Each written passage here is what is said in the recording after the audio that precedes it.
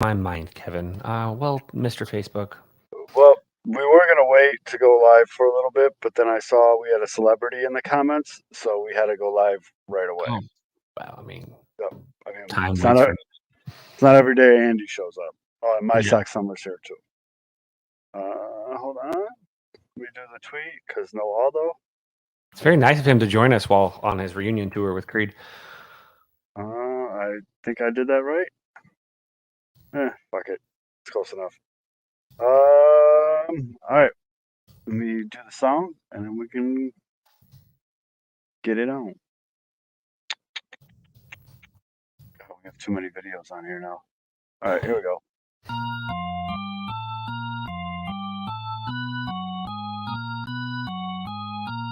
Rebuild of the favorites. We here for the latest. South side or the north side. Not tuned to the greatest. Home team for the home teams. Both sides got our own rings. On the mound or the long ball. But we don't put the wrong strings. Yeah. It's that time of the year now. Wrigley or Gantes or the whole league that we hear now. New show with a new mood. Discussions and interviews. Trade rumors that might be. This is Pinwheels and Knife.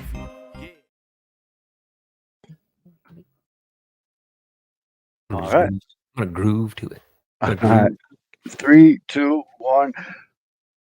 What's going on, everybody? It is Thursday, September 28th, and you have found the Pinwheels and Ivy podcast. I am your host, Matt Zawoski, a.k.a. Father Zoe, a.k.a. Southside Zoe. And with me tonight is the good Reverend K. Fitz. I am the Buddha.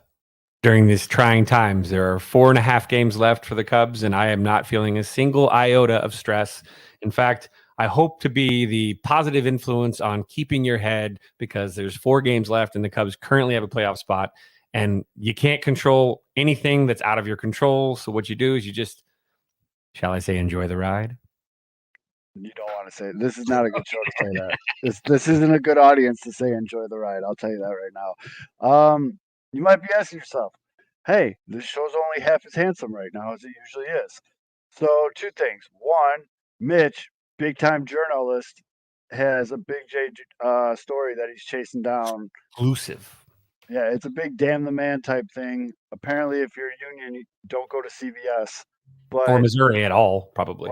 yeah, probably. But he's chasing that down. So I don't know if we're gonna get the newly patented Mitch Comiskey Ford Taurus update, but we'll see what happens with that. And then Aldo is the exact opposite of K-Fitz. He is so ridiculously stressed out that he can't even join the show until the Cubs game is over. I'm being serious, but Yeah. I kind of get it. I kind of get it.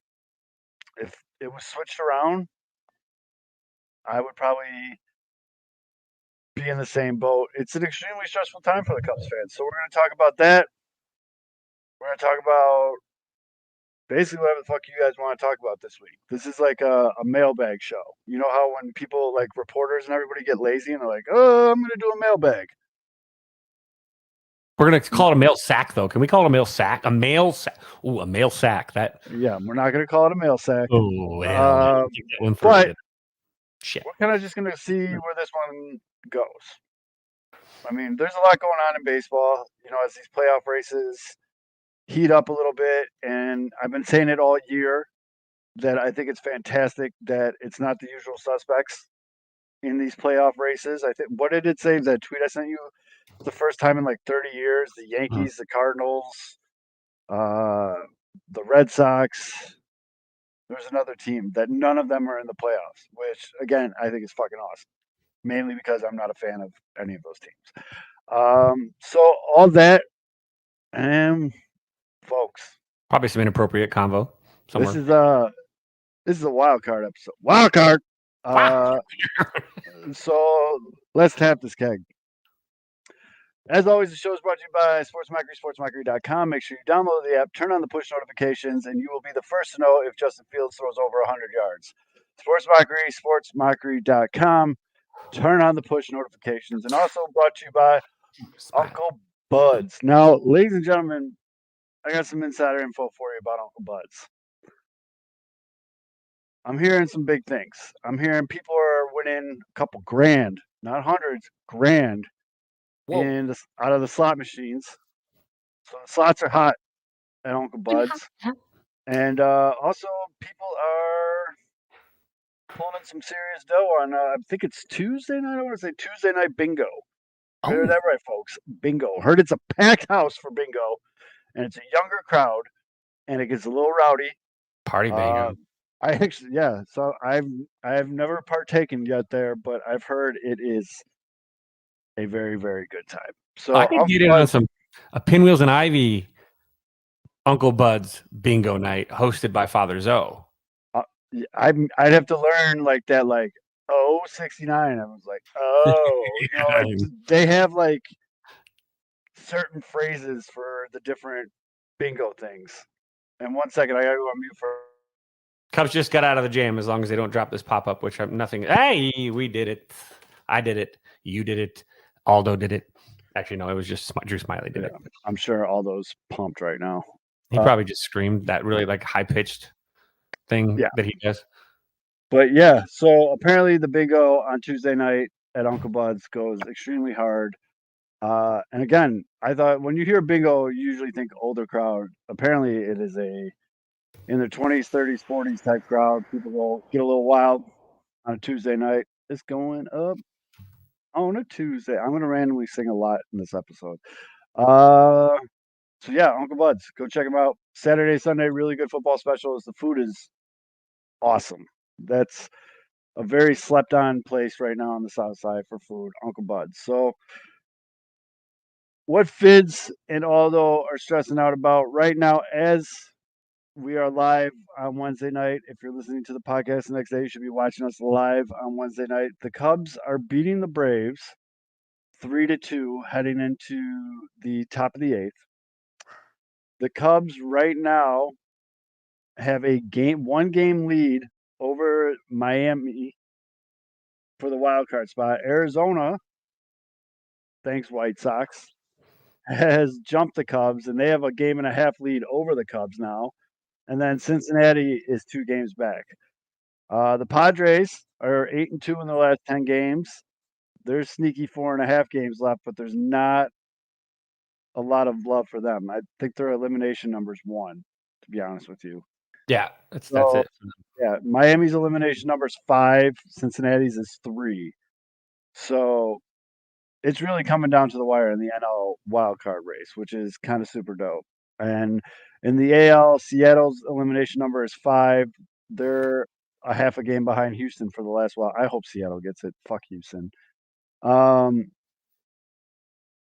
Marlins already lost today. They lost game 1 in a doubleheader versus the Mets. They got smoked 11-2.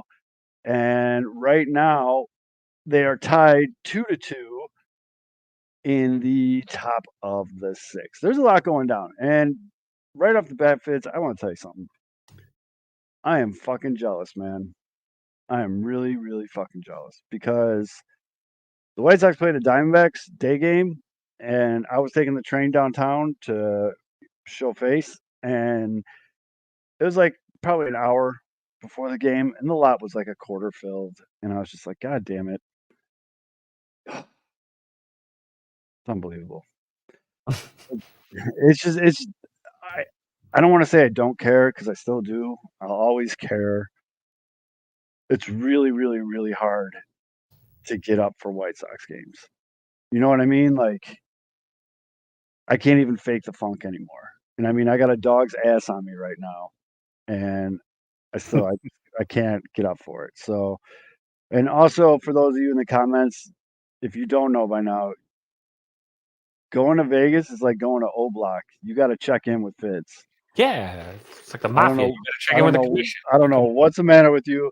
Now, I'm pretty sure Baloney was there for an anniversary. That's all right. That's fine. But that's always a good time to say, "Hey, Fitz, I'm going to be in town. I'm staying." Yeah, but like, it's your anniversary trip. You're like, try and find something. Not me, go down there, but I could maybe make a few calls. That's true. But I also know that for a fact that Baloney and Mrs. Baloney there ran into some celebrities out in Vegas. But yeah, Wally was here. Yeah, Wally was there. But Well, I didn't yeah, call either, but the roulette table reminded him that he should have called. That's all. And he you got gotta check in with Fids, man. Gotta check in. But yeah, that's what I'm saying though, Fids. I'm jealous, man, because I see. So for those of you that don't know, me, Fids, Aldo, and Mitch have a chat that we talk in pretty much all day, every day, whatever. And me and Mitch have been pretty fucking quiet lately. It's just been Fids and Aldo going back and forth, back and forth, back and forth, and I miss being excited about baseball. Does that make sense? absolutely. It does. I have no skin in the game right now. Like obviously, I love baseball. I'm gonna watch the playoffs. I'm gonna watch these, close playoff races. I got my teams in both leagues that aren't the White Sox. Got my Diamondbacks hat on today. The Baltimore hat's coming tomorrow, I believe. But yeah, man, very jealous of that. But can we talk about last night? We need to talk about last night. Yeah, sure. I was just going to say too, though, like the way that you feel right now, right? Where it's there's nothing to play for. There's no skin in the game, really. Imagine what it feels like to be these guys in that clubhouse that have to show up every day and still go out there and basically. It's a good point because that'd be fucking play ball. And there's kids that come to the ball games. Maybe a kid's first game ever could be game 161, and you go out there and you fucking dog it. I mean, some of those guys actually feel the responsibility to go out there and play hard every day. And this is for Sox fans. This is when you should really be keeping your eye on the kind of players you want in your clubhouse. The ones that are out there busting their ass now, like this week. And if they're playing and flying around, those are guys you want around because those are guys that are never going to quit on you, even when shit's bad. And that's really revealing of someone's character because losing reveals the character. It doesn't build it as much. It shows it. It reveals it. It exposes. And so it does. But is it a little different in Major League Baseball though? Because some of these guys they're strictly just playing for kickers. No, I think some guys look at it as like there might be a kid at their first ball game, and there are guys that still are idealists when it comes to how they show up to the ballpark. They might impact the life of a kid that may be a future baseball player, and they know that first experience matters. These kids showed up to see them, And I think I don't think that's all ball players. I think obviously that'd be naive for me to think, but I do think that there's a good check of these guys that do believe in what they do. They know they're playing the greatest game on earth as a job. They're playing a kid's game as a career, and I think some of them take that real serious. And I think that they do want to get out there. I don't think Luis Robert wanted to sit at all. No. He's forced to sit basically because he was playing hard. The White Sox are probably like, hey, we got to protect him from himself because what happens if he gets hurt on game 162? And so they shut him down for him. But I think it's tough though. You gotta tip your cap to the guys that are, because this is hard for you to watch. It's hard for you to get excited just about talking about it. Imagine lacing it up and going out there and having to go play and you're playing good teams right now. I would rather get teeth pulled right now than sit and watch the White Sox. I do it every day. I mean, I came home from work today and watched the day game in full, but it is fucking brutal. And it's so easy now to get distracted. Like beginning of the season or a couple years ago, whatever, the Sox game was on, the Sox game was on. That was it. There wasn't anything else going on. But now the Sox game was on. I'm playing cars with the kid. I'm, doing dish, whatever. It's like, it's background noise, and that sucks. But, and I do agree with you. I think there are guys, and me, one of my biggest pet peeves in all sports is when people generalize or say something about an entire fan base or an entire team. What's the word I'm looking for?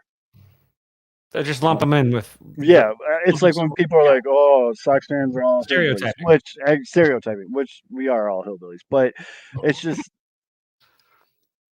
I don't know. I hate when people generalize and stereotype a whole team, and I guarantee you, there's dudes on the White Sox that have the train of thought you do. Like Luis Robert was a great example. They literally had to pull him off the field. It's like, bro, I know he wanted to get to 40 home runs too. Mm-hmm. You know what I'm saying? But bro, just chill, whatever. There's definitely dudes on this White Sox team that are like, I need 120 hits to hit my kicker. Oh, absolutely. There's those guys too. And they could be both. They could. It's okay to want both of those, by the way. It doesn't mean gray area where guys are like, hey, I got to go perform for these fans. but let's hit that marker now too. Let's go. Come on, find a way. I would say Elvis Andrus was probably like a both guy. Yeah, like Elvis Andrus is totally like for the love of the game type guy, but he's also like, I'm 30 whatever years old. I don't even know if someone's gonna pick me up next year. I need 5 more hits to hit this extra mill. I'm gonna need that, so yeah, I'm gonna get out there and get that. Think of it if his mindset is that these also might be the last 5 games he plays in his career. So That's true, too. Go out there and play hard too, just because enjoy it. It could be you're never guaranteed tomorrow. Speaking of which, really cool moment in Cleveland. I know fuck Cleveland and all that, but Tito was coming off the field and his players stopped him from going down the dugout steps. So he had to do like a tip the cap to the fans going crazy. And then they all circled around him and went crazy. Like it was pretty cool. Tito's a good dude, man. It sucks that he has been the manager of one of the White Sox biggest rivals for 12, 13 years, I think, because he's a damn good manager. That's a baseball lifer right there, folks. Oh, for sure. Tito Francona is the definition of a baseball life. Like he was on the fucking Expos, for Christ's sakes. You know what I mean? Like the guy's been in the game forever. So that's how tonight's show is going to go. By the way, folks, we're just going to go off on weird directions. We started with the Cubs and ended up talking about how the White Sox are bums.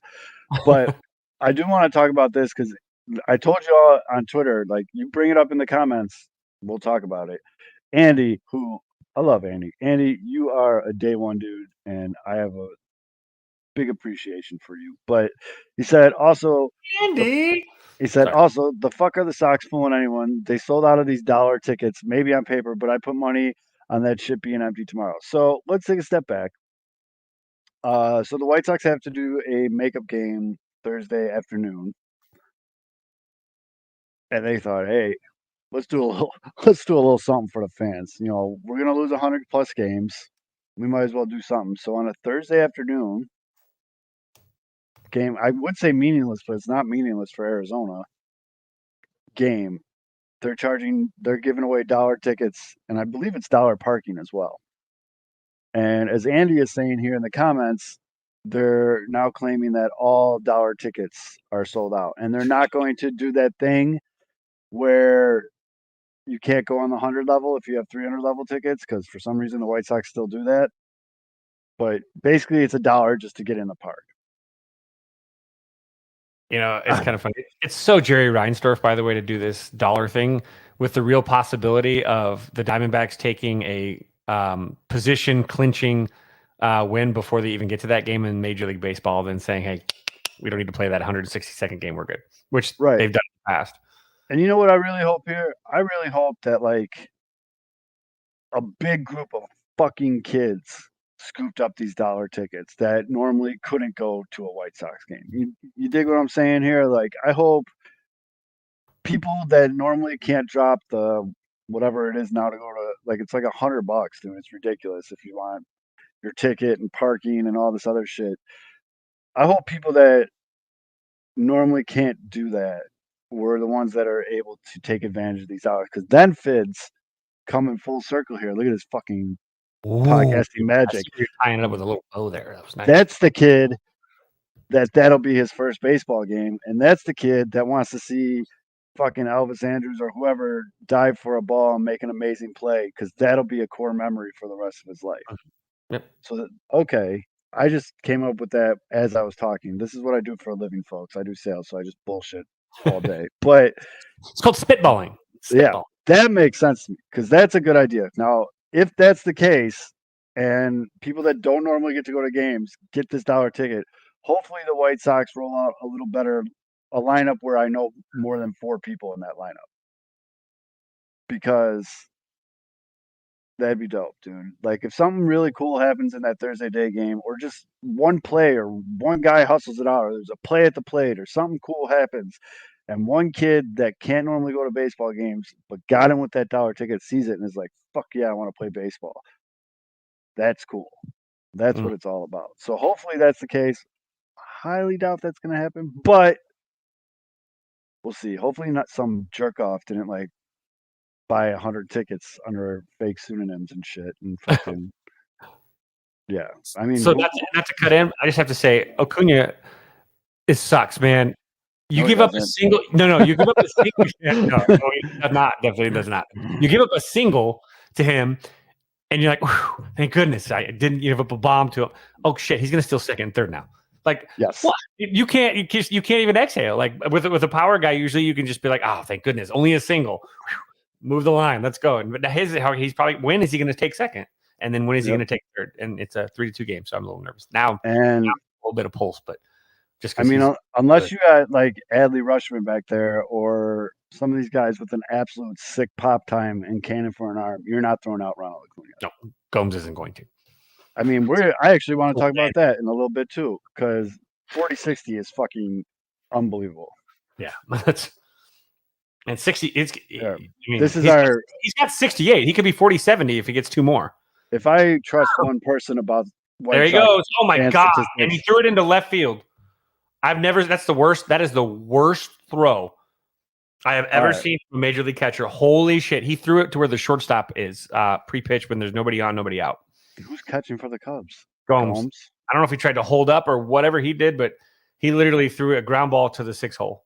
Well, at least he's still only on second. He's only on second, but if you're gonna miss left, because then he can't go to third. But our good friend, my homie, My Sox Summer said, figure they have 7,000 tickets already sold with season ticket holders. Add people who already had tickets, and so it's maybe like 10K already sold. So do they really sell another $12,000 tickets? But not $12,000. 12,000 of the dollar tickets. I doubt it as well. And Sheets threw a ball right into a kid's face.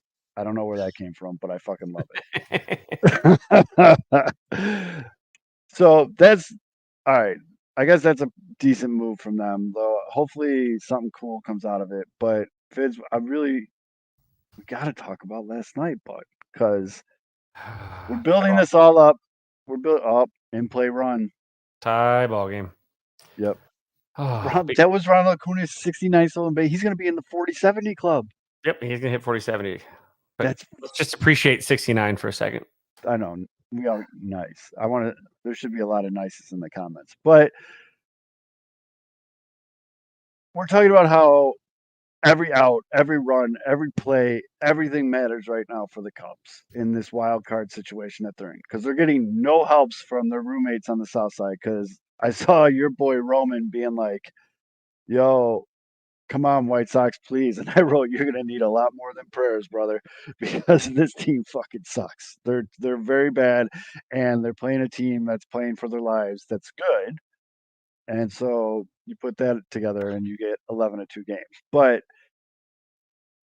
it was 6-5 Cubs in the bottom of the 8th. Well, 6-0. 6-0, by the way. Well, I know, but I'm getting to the. Oh, yeah. So I guess that's important. So the Braves came all the way back from 6-0. By the way, Braves lineup looks like a fucking video game lineup. It's disgusting. It's like baseball stars. Everyone has like 15 plus home runs. It's fucking gross. But the Braves come all the way back. It's 6-5 now in the top of the 8th. They have runners on second and third, full count with 2 outs, and you're like, okay, get out of this fucking inning. And then I'm just going to show it, but I don't even know how to like describe this because it's can you see my screen? Fitz? There. Yeah, now I can see it. All right. So this is what happened. Drew Smiley's pitching again. They got Travis Murphy's up 6-5, full count, second and third, and then this happens. Murphy, shallow right center, but it hangs up in the air. Oh, he dropped it. I dropped it. I dropped it. Oh, he dropped Up in the air. Oh, he dropped it. I dropped it.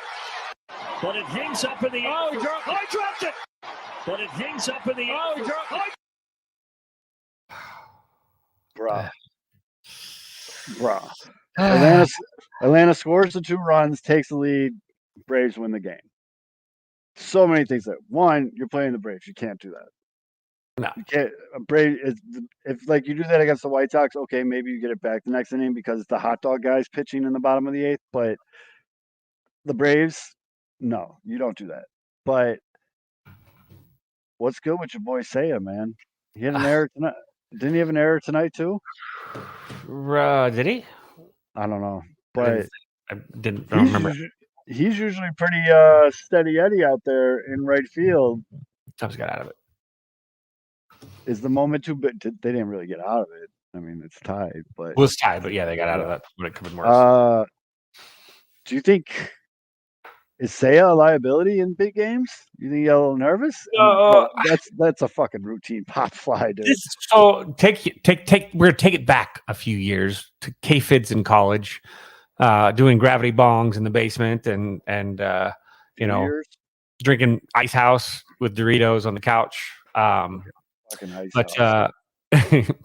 but 1998, the Cubs were in a very similar situation. They were getting close to clinching a wild card, and there was a routine fly ball to left field, and left fielder at the time, Brant Brown, clanks it, just drops it. Cubs lose the game. Everyone thinks that the world's going to end. It's apocalypse. Everyone's, dogs and cats are fighting in the streets. People lighting their hair on fire.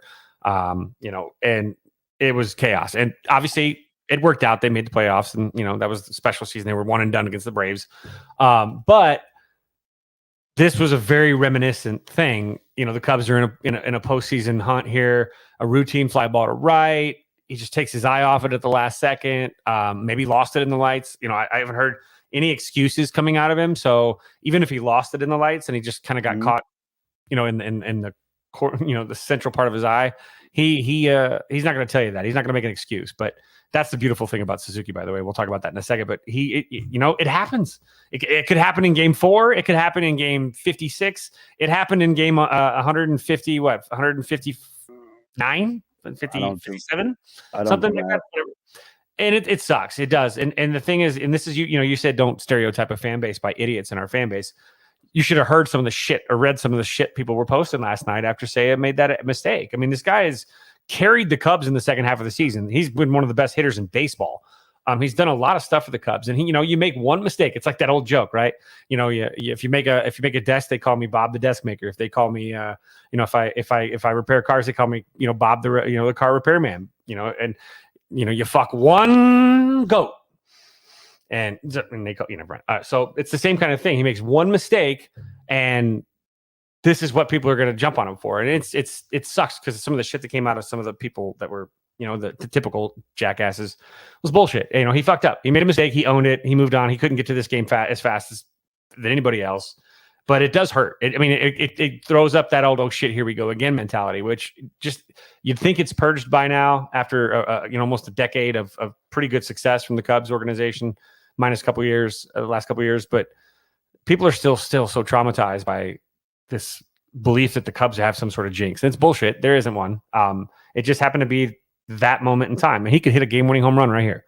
He's up hit right now, and that's what he does. He shows up to the ballpark every day, come hell or high water. He doesn't make excuses. He knows he should have caught the ball. It didn't happen. Fuck it, move on. And that's what a ball player does. It's what a professional does, and that's what he's done. There was no excuse making, and it sucks, but it's nothing to lose your shirt over it. It's a ball game. It shouldn't have been a 6-5 ball game in the first place. So one play. It's like blaming Bartman when Alex Gonzalez could have literally fielded a double play to end the 2003. NLCS or whatever. I don't know. Bartman made a little bit more, but this was a routine fly ball in the 8th inning. I mean, I'm not. I know. To be honest, here's another problem. That's not his ball. That should be the speedy, defensive-minded center fielder crashing and taking that. Peter Crow Armstrong peeled out, so there was a communication issue. I'm assuming too with him and Pete Crow Armstrong. And Pete Crow Armstrong probably, once he's settled, is going to take charge and take that anyway. Mm-hmm. He didn't. He was being kind of a rookie, kind of like deferring to the older veteran guy, and it kind of backfired a little bit too there. That's something more to talk about then, because that speaks more to Saya's character. That one, he didn't make excuses, but two, he didn't throw the kid under the bus. Absolutely not. He wore it from 100%. And that's him. That's why he's great. He took a benching this year earlier, like a pro, came back and became one of the best hitters in baseball in the second half. He's the guy is a grown up. Amongst boys sometimes, and it's nice to see players that still exist like that. If Dansby Swanson could hit a home run, look what I'm working with here tonight, dude. They're not farting, though. At least they're not farting, no, right? But they're snoring, dude. The other one's right here. Oh man, Yeah, they're snoring pretty hard. Oh, now he's pissed because I woke him up. He's like, But yeah, I mean, good for him. I was going to do it. I forgot to do it. I'm glad I didn't do it, but I was going to throw money on Seiya fucking hitting a home run today because, you know, you would think, oh, Dansby just got fucking pegged. But yeah, but you wear it and you go on to another night. But now you got yourself a ball game, top of the ninth, 3-3 tie. Kirby Yates, who good for you for still being alive, is in pitching for the Braves. Kirby Yates got to be like 40 years old. How old is Kirby? I feel like Kirby Yates has been in the league forever. I went to high school with him. No, just kidding. 36. Fuck you for being younger than me. I gotta say this. I look way younger than Kirby Yates, though. It's true. I gotta say this. You know, we've talked about it on the show, especially at the trade deadline. Aldo and I a bunch. The Cubs didn't go out and get nearly as many bullpen arms as they should have with depth. They got one, and that was Quas or whatever. And he's now pitched as many innings in 2 months, less than 2 months, with the Cubs than he did in 4 months with the Royals. He actually, I mean, his appearances have. He was already on a really incredible pace. He's thrown 30 more innings, I believe, than his. This is a different version of Kirby Yates. What the heck? I was looking at pictures of Kirby Yates, and this pops up. And it says Curly Bates, a Lamb Rays relief pitcher. Kirby got younger and tanner. That's really funny. Sorry, I saw that and it threw me all fucking off. For those of you listening, it was a picture. I think that's Rafael Iglesias, but Dansby just stole second. Dansby's been. This is gonna be poor Aldo. Yeah, he's gonna be on pins and needles right now. I'm That sure. little guy's bouncing all around right now. I guarantee it. But so Googled Kirby Puckett. Type in Kirby Puckett waitress and enjoy the show. Wink, wink. Literally. No, he ain't winking. Kirby Puckett was fucking good though, but off the field, fuck him. Yeah.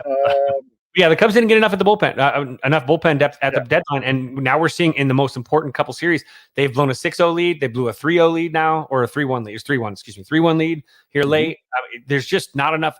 The Cubs did bare minimum, and this is 100% something that the front office is responsible for because there were plenty of arms out there that the Cubs could have gotten for a low cost, and they decided that they were going to make one move to bolster a bullpen that was already kind of mediocre at the time. And this is what the Cubs fans are getting now. David Ross doesn't have a lot of choices unless he's going to go out there and pull and pray with a couple of some of these guys that haven't been able to do anything consistently. At least that's a good move. They just put Pete Crow in for Shamer. You got a lot of speed on first and second. All right, Fids, I'm going to put a pin in this. Okay.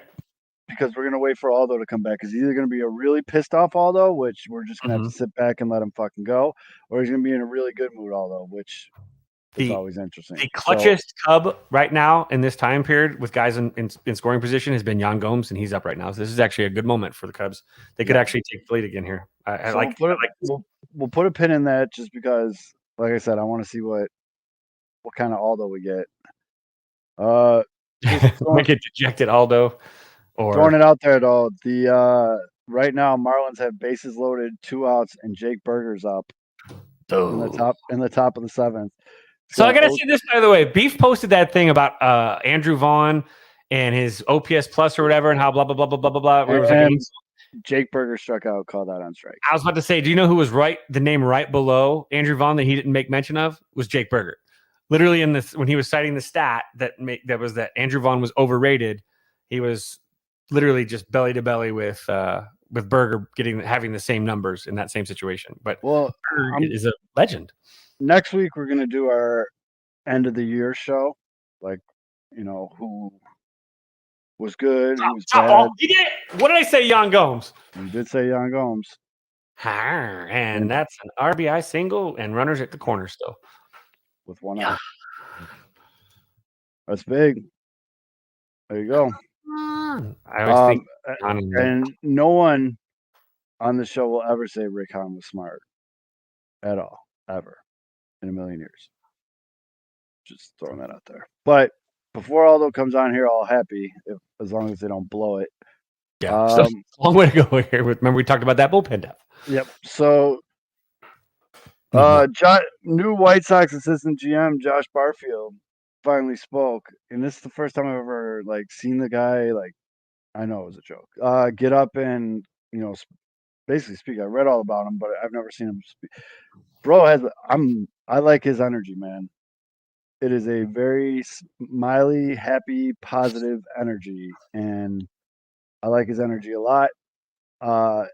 It was interesting though, and it was definitely a subtle flex. They asked him you just came from Arizona, you're on the White Sox side of things now. They're playing Arizona. Is it weird for you? And he's just like, yeah, it's a little weird. I'm looking across the diamond though, and it's kind of like you sit back and you look and you're like, these are guys that I've been with since they were 16, 17, 18 years old, and to see the finished major league product on the field, and in your head you're like, yeah, this dude is just saying I built this fucking playoff roster of filled with Corbin Carrolls and other young guns, and that got me a little pumped up. I'm not gonna lie, kind of excited for this guy. I'm glad they gave him the title of assistant GM, and in these games, watching the Diamondbacks fucking beat the shit out of the White Sox, which no one didn't see coming. But you look at these players on the field and you look at that roster and you look at the average age and what these guys are doing. And a vast majority of that roster is homegrown. The Diamondbacks didn't go shopping very much. So Have to, yeah. Josh Barfield, I think, is going to be the pickup of the offseason for the Sox so far. When Chris Getz talks, he's a fucking, I'm sorry, folks, he's a fucking dork. He has a very punchable face. He has a very, do you know who my father is type face. He's got the blonde hair little boy cut with too much mousse in it, combed over. Is it like Jimmy Clausen? Yeah, there's something about him. I just really want to sink one of these right in his face hole. I just really want to just give him a good one. So Went to Cranston. Hopefully he proves me wrong, and he makes some good moves this offseason. What he's gonna do, I have no fucking clue. We'll map that out this offseason, but there's not a lot of meat on that bone to begin with, and those free agent list of who's available. Woof. There's not much going on there. So I don't know. What do we got going here, Fids? Cubs are up 4-3. Got guys at first and third, 2 outs. Mastro Booty's up hitting against. Oh no, it's Tauchman. Mastro Booty just got out, so struck out. So it's Give me a second, Fid. 2 out knock here now from the summer of Tauchman, the Palatine Pimp. Oh, I can't hear you. Oh, is he talking to his wife? I am talking to the wife. Oh, okay. I wasn't sure if we got My Sox Summer internet going or if it was. No. Yeah. I got the good Al Gore internet. Who does Atlanta have coming up? Bottom third of the order, actually. So Rosario. If there was a situation, oh no, Murphy, Pilar, or Arcia. Is that who it is? Yeah, that's the bottom 3. But that's because they got through. It was Osuna that started it all. So yeah, it's Well, if Acuna was on base, Albies, who made the last out? Riley. Yeah, dude, Riley made the last out. So you got Olsen, Ozuna, and Harris coming up, bro. Oh, Riley made the out? I think Riley made the last out.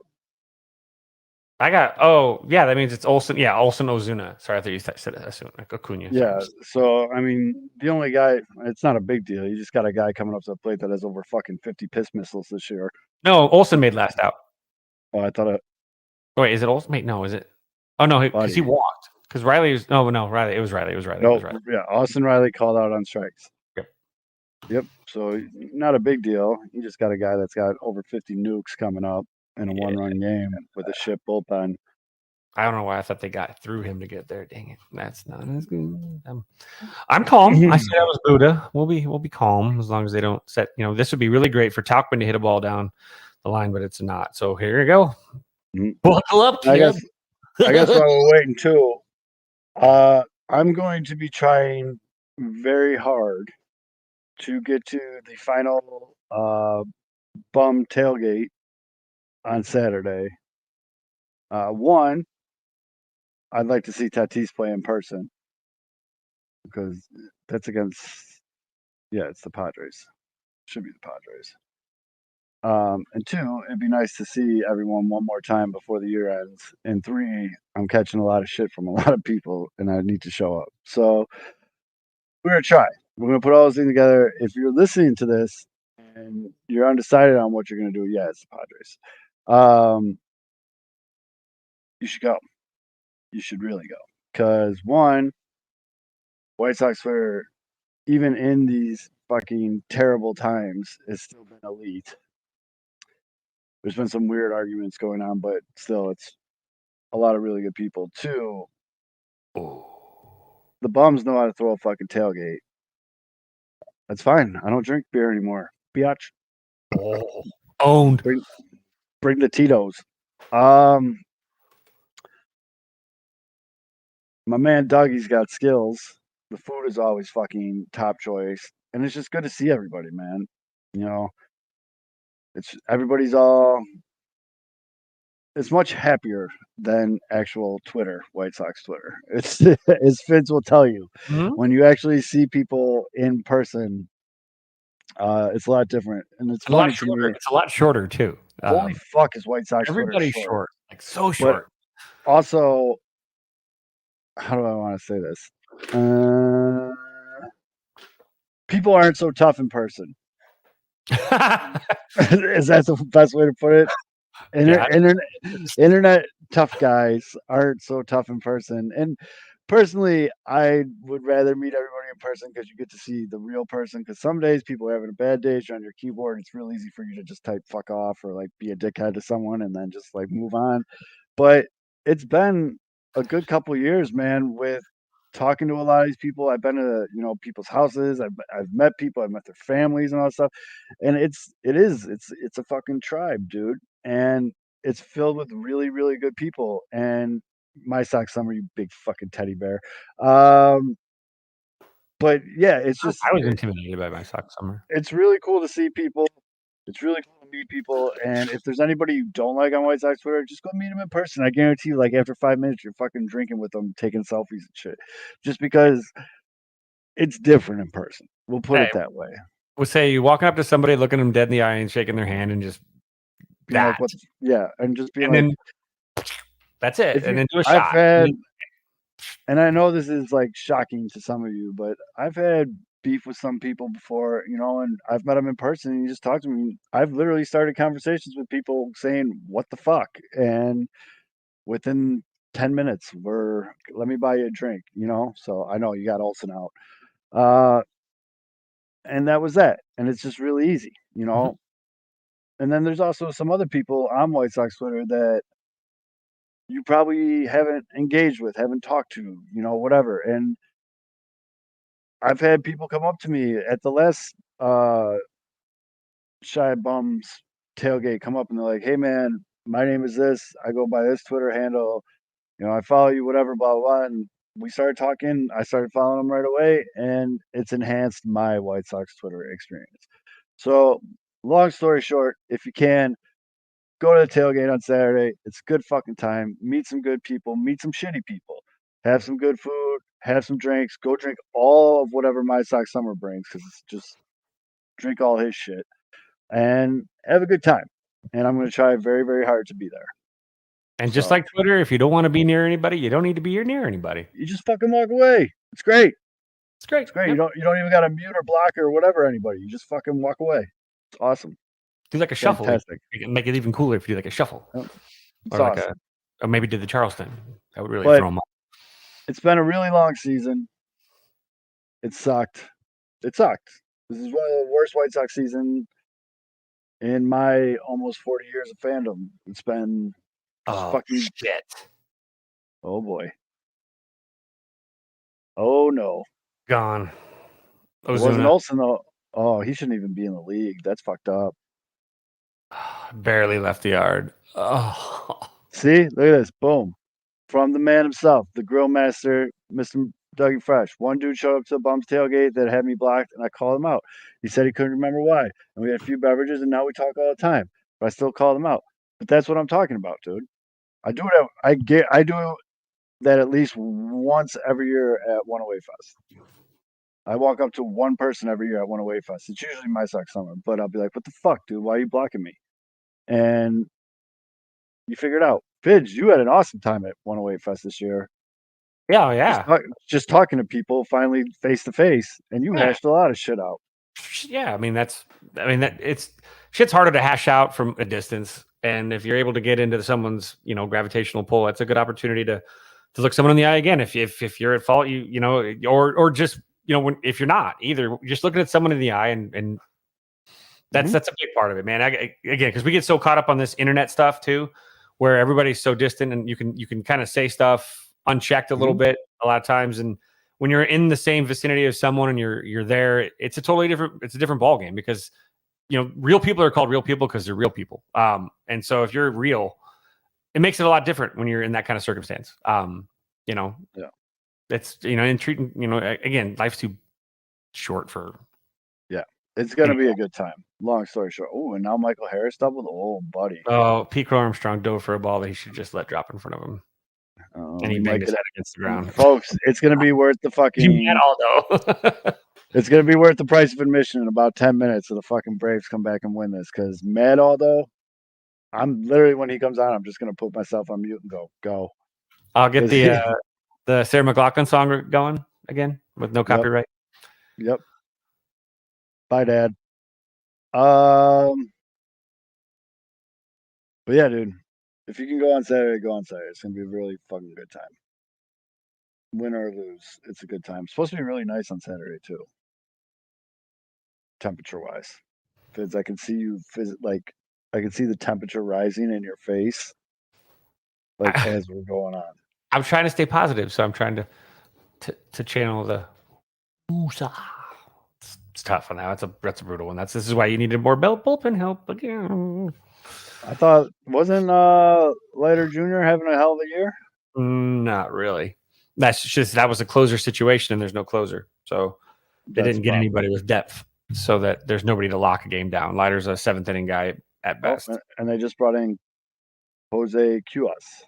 This is the guy that's thrown twice as many and less in half of the time this season. So he does have a cool delivery. So maybe this will. Fun fact: looking at the Braves record right now, it's flips of what the White Sox record is. The Braves are 101 and 56, and I think the White Sox are 56 and 101. That's not really a fun fact. It's not fun. It's a fact. But what else we got until we're stalling until Angry Aldo comes up? This is where comment section we need you to come alive. Yeah.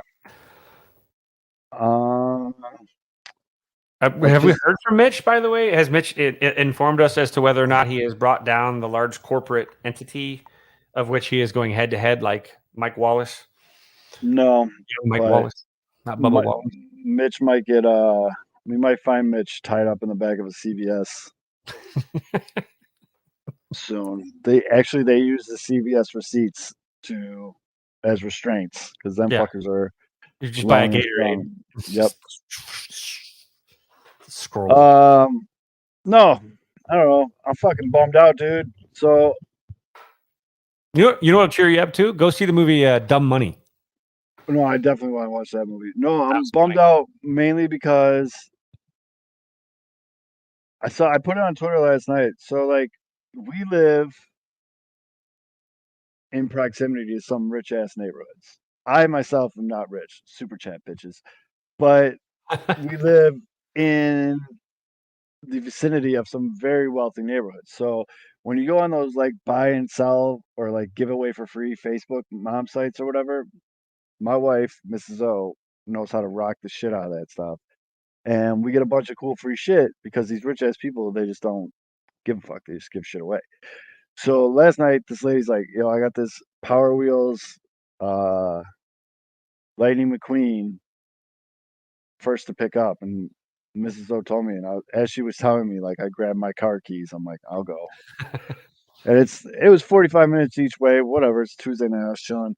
Pick the bitch up, get it home, get all excited today after work, go to Batteries Plus. The store, literally all they have in the store is fucking batteries. And he didn't have the battery that I needed specifically, but he's like, this one should work. Get home with it. Didn't work. Now I gotta wait till Friday. Thank you, Missy. I will feed baby Zoe one piece of cheese. And then the rest will go to Tito's. Tito's and cheese. Fancy bitch. But yeah, dude, that was bummed. I was fucking pumped up to get that dude cruising on that thing tonight. Wild pitch. And yeah, no bueno. Winning runs at third on a wild pitch. 3-2 count. Bottom of the ninth, 1 out. Whoa. That was a very wild pitch. I got the what do you call it? The game day on, and the wild pitch is almost out of the screen. Yeah. It almost actually was a possible play at third. It says it had 134.4 degrees of break. That's a fucking hell of a breaking ball. There we go. No, I appreciate you, Andy. Super chat from Andy. Thank you very much, bud. Throw. Thank you. Also, shout out to Missy for her phenomenal porta potty reporting. We don't have enough of that on YouTube. We need more of it. Wow, that's interesting. Thank you, Bilari. I'll give it back to you tomorrow. We just trade $2 back and forth. That's how we. But he knows what I'm talking about, man. There's some rich motherfuckers like 45 minutes away. Like I'm talking like mansion rich, like big rich houses. And I was cruising around there, and I always think they think I'm gonna like steal something. Well, maybe it's because you're peeking in their windows.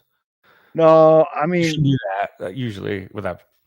I don't know. Maybe it's just because of how I grew up or like where I grew up. But like I always think, got out of it. They always think I'm stealing shit. Again, didn't get out of it. They still gave up the tie and run, but they had a guy on third and less than 2 outs. That could have ended the game. That's true. But kind of bummed about it. But in the same group, Mrs. O got a huge score today. Literally every character from every Cars movie. She got the die cast of it for like $15. So Lil Zoe's been hammering that. Oh, Drew, you ain't gotta do that, man. You're good people, dude. Stay up. What else has happened? Oh, what's going on with the Marlins, dude? Yeah, let's pull that one up. Marlins, we got 2-2 in the top of the eighth with runners on the corners. Yep. Uh-oh. Right. Some dude named Stallings is up. Talk about a roller coaster. The Cubs just get out of the jam, and now they're in the jam, and then the Mets just got out of the jam. Yep, lots of jam. It's a jam sandwich. Jam. I like bacon jam. You like bacon jam? Big fan of bacon jam. I'm not a big jam guy, just in general. I mean, I'll eat it. It's there. I'm more of a old school, just slap on some fucking butter type guy. Mm. Just give me toast, butter, bagel, butter. Butter me up, dude. Fucking. I'm a big breakfast guy. We almost went for breakfast for dinner tonight. I'm a big breakfast guy. Ooh, breakfast for dinner is great. I'm biscuits and gravy and corned beef hash. Oh, nice. That's the order. But that's usually how you can tell if a place is going to be good or not. Like if a new breakfast place opens up, my first thing I order is biscuits and gravy, and if it sucks, I'll never be back. Chicken and waffles for me, always. Don't like chicken for breakfast. Oh. Just give me my own syrup.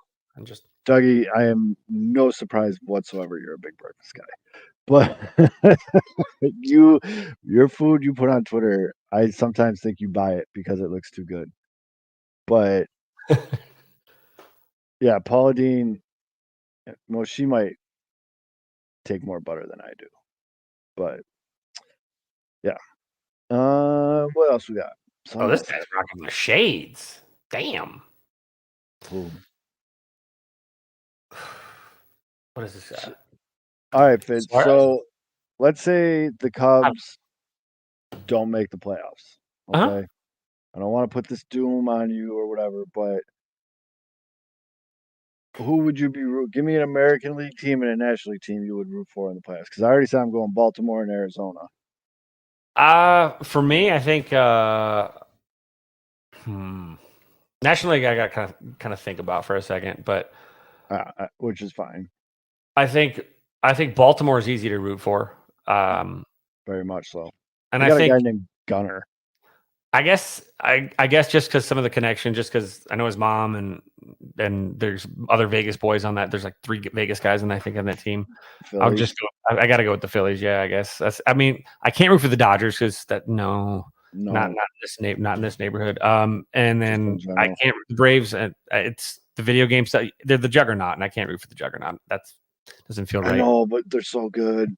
They are so good. That's the thing. It's just, I want to see someone sting them. It'd be very anticlimactic if the Braves just steamroll the fucking playoffs. It'd be like, okay. Yeah. And I mean, they're going to have a tough matchup with the Dodgers, I think, because the Dodgers have been better than them in the second half, record-wise. Mm-hmm. So the Dodgers are playing much better baseball, too. So those two are destined to kind of like duke it out, I think, eventually. But I wouldn't mind that at all. Little Weasel can sneak in there. I'd be happy if any of the Little Weasels snuck into the wild card at some way, shape, or form. That'd be fun. Yeah, I mean, first and foremost, 100% fuck Minnesota. I hope Minnesota gets swept in the first round again. That would be pure fucking comedy. I would absolutely adore that. Other thing is, hopefully Seattle catches Houston, because no Houston in the playoffs would be chef's kiss. That'd be pretty nice.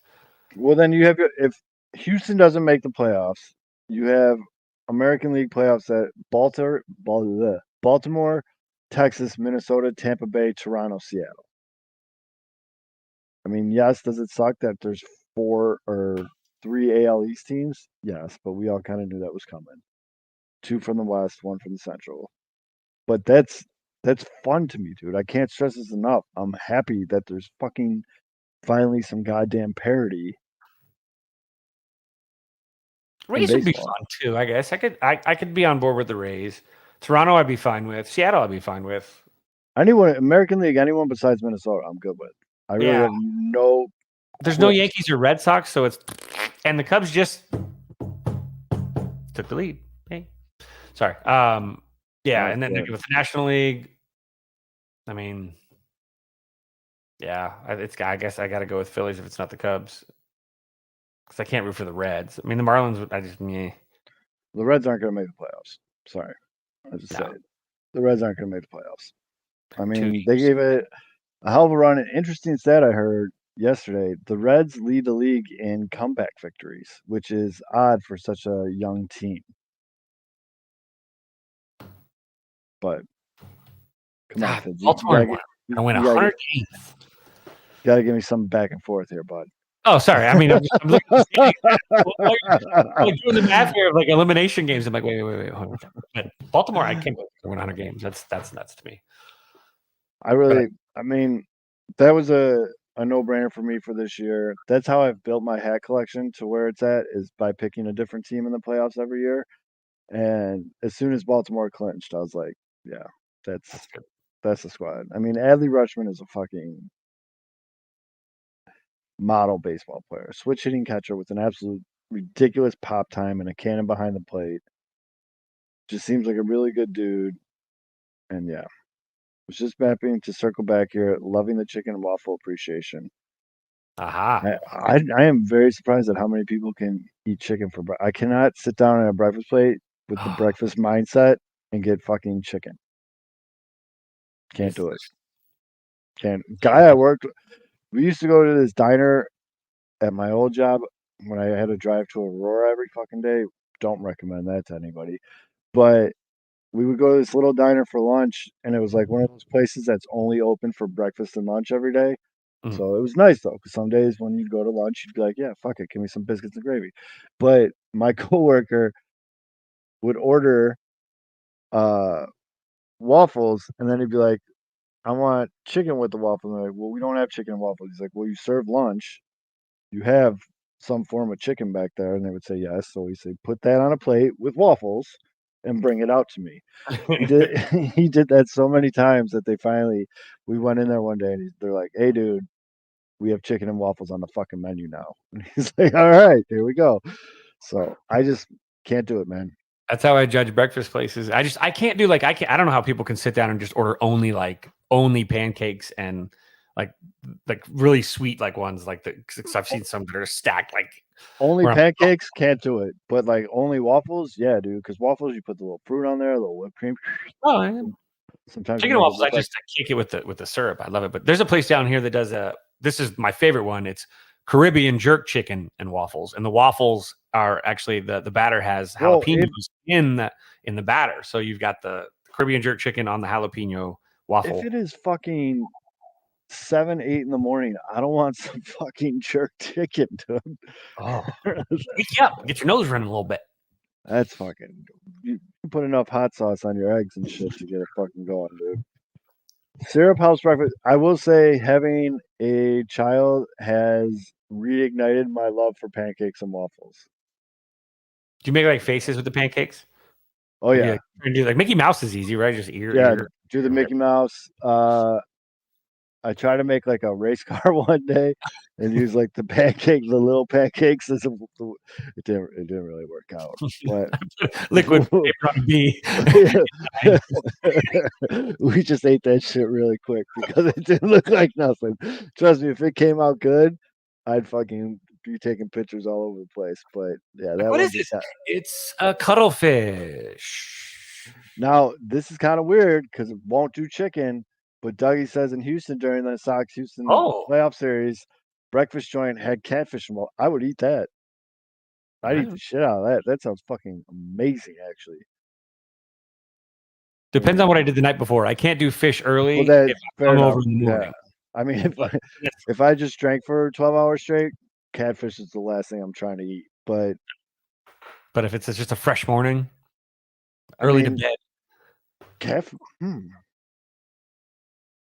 Was it blackened, Dougie? Was it blackened catfish or just like seared with lemon and shit on it? That would make a difference too. I wouldn't want the blackened catfish. It's racist. But cancel zone. Here we go. So 5-4 going in the bottom of 10th. Pilar's on second. Daniel Palencia. He's up. He's 0 for 3. But then you get, I don't know why I'm all of a sudden start wanting. Then you get Acuna and Albies, which isn't not great. It's not great to have a guy who's having historically, arguably the best season in baseball. It's Rosario Arcia. Oh no! Oh, Pilar. No, so it's Arcia. Acuna. Yeah, Pilar's up. Pilar's on second, and then they got Arcia up right now, and then you get Acuna and Albies, and then Austin Riley and Olsen. Cubs are already playing for the 11th. Yeah. Hey, George. Bye. Hey. All right, here we go. Oh, strafed at it. Yeah. What are some other weird things that like?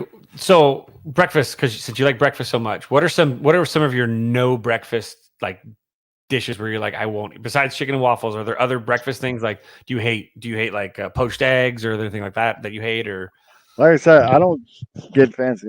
My Mrs. O will tell you we've been together probably 10, 14 years, and I always order the same thing: biscuits and gravy with the side of corned beef hash. Oh, okay. So and two eggs over easy. Yeah, grits. I've had very, very good grits, and I've had some really shitty grits. Waffle House. Yeah, I fucking love Waffle House. I fucking miss Waffle House so much. I miss it. But then there's the big argument with grits, like do you put butter in grits? Stuff like that, how you make grits. I mean, didn't you not watch My Cousin Vinny? I mean, they explain it in detail on how to properly prepare. I don't know. I had a dude that was my boy in junior high and high school named Anthony McLennan. What up, Anthony? I know he's not listening, but I don't even know where he lives now.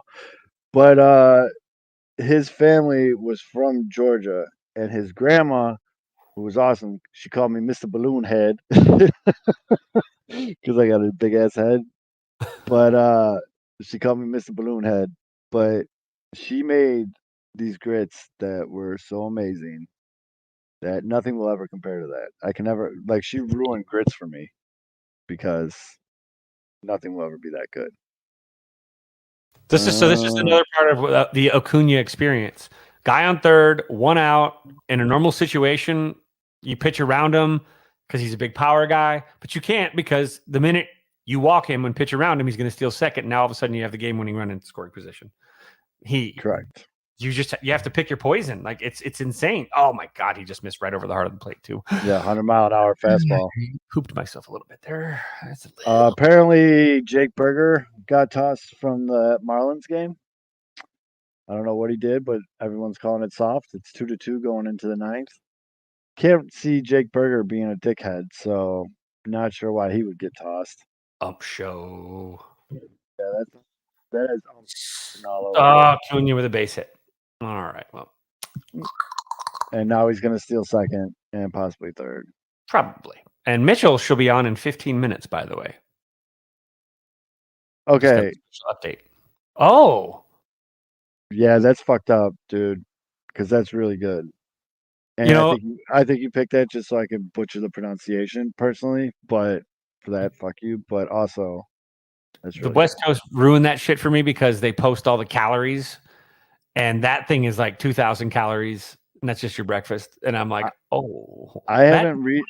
They ruined Monte Cristos for me, too, bastards. They just threw him out. If you catch the ball, he was out. He stole second.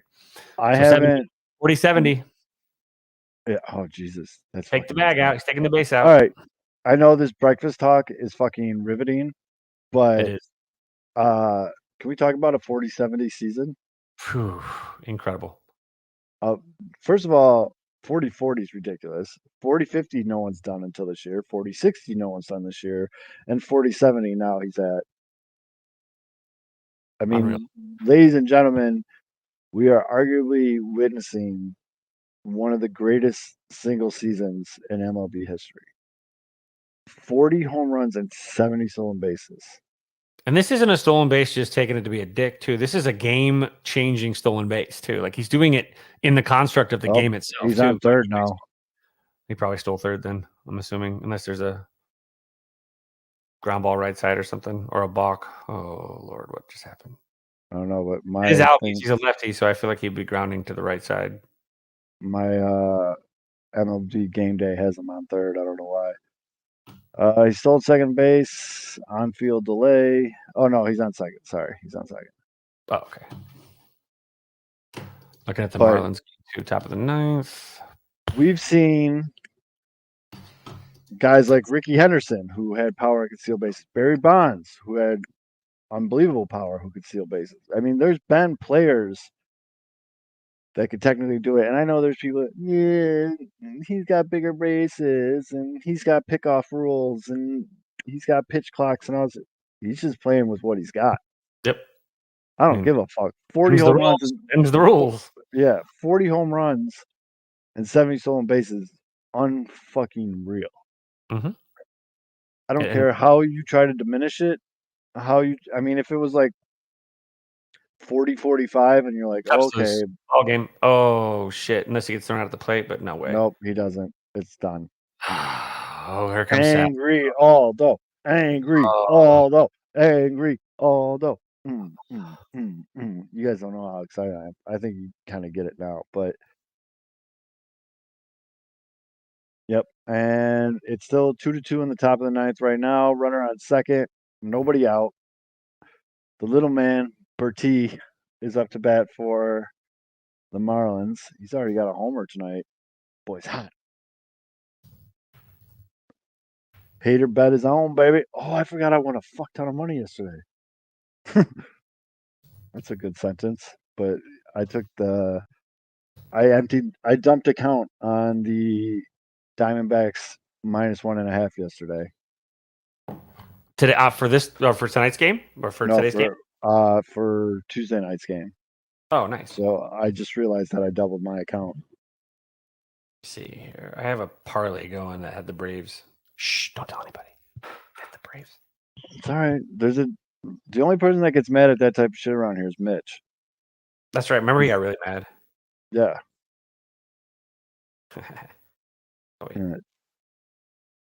There's a lot in Just this push chat. notice. Ooh, I wish I put $69 on it instead of $6.90, but I didn't have the balls to do it. You got to have balls to 69. I mean, it's part of the kind of part So of the the Orioles equation. won. I'm gonna get fucked by the. Yeah, damn you, sons. Oh no, they're tied. Okay, so I have Yeah. Orioles. They won. Then I have Braves. They won. I have Brewers who are up 3-2 in the top of the ninth. I have Dodgers. Well, Um, John Berti singled and then just stole second, so they got second and third, nobody out in the top of the ninth. I got Rangers. How's that going? They're up 1-0. I got Phillies. Phillies won. Jesus Christ, how many legs are on this bitch? 1, 2, 3, 4, 5, 6, a 7-teamer. So I hit Phillies. Rangers are winning. Dodgers are winning. Twins are winning. Brewers are winning. Braves won and Orioles won. So currently, if this would hold, if we stopped the count, I would hit. So if this hits, it's next week. It's going to be the Pinwheels and Ivy podcast brought to you by Kevin Fiddler. I say it's. I mean, I did a little $10 bet, but still, that's $241. You're right. Technically, you don't need balls. 69. I've seen Love a your lot of bolts. movies where they don't. But yeah. This is also true. I Oh. thought of this as soon as I said it. Although just linked the dying monkey. Oh no! Oh, here he is. Look at him. Here he comes. See you later. Hey, Don't what's bur- up? Don't bury me yet. Although I told everybody if it was going to be Angry Aldo tonight, which I kind of assume it will be, I'll just go on mute and you can. I switched I think in the last. I think once they got to extra innings and I saw the Mets Marlins how they're going, I was about to be extremely negative, but I mean I don't know. Uh-oh. Everybody sucks. Marlins bases loaded, nobody out. Shit. Nobody. Nope, they just Nobody took the wants lead. to. Nobody wants to win that third wild card spot. So Lo siento. the Cubs are Although. still going to be. I mean, at worst, I think Mets and Marlins are still tied. Maybe right. If Not they are- anymore. Not anymore, bud. Are the Marlins sorry. winning? All right. Yes. Well, sorry. So we head into Thursday tied, but a game behind. Sucks. But what can you do? I'm I very said last surprised week. at how level-headed you are here. No, I got my steps in the past hour. Ever since the seventh inning, went outside. Thank God that Phoenix is now under 100 degrees. I just paced around for from the seventh inning until right now. So I got my steps in for today. Good So to clear out the head there. But I was thinking about it. I mean, I said it last week when they lost that series against Pittsburgh. And it's not complacency really, because it's just if they don't make it, it's just because they're just not good enough. I mean, it sucks to say, but we're seeing it against the Braves, the best offensive team maybe ever. They just don't have the horses to beat these teams.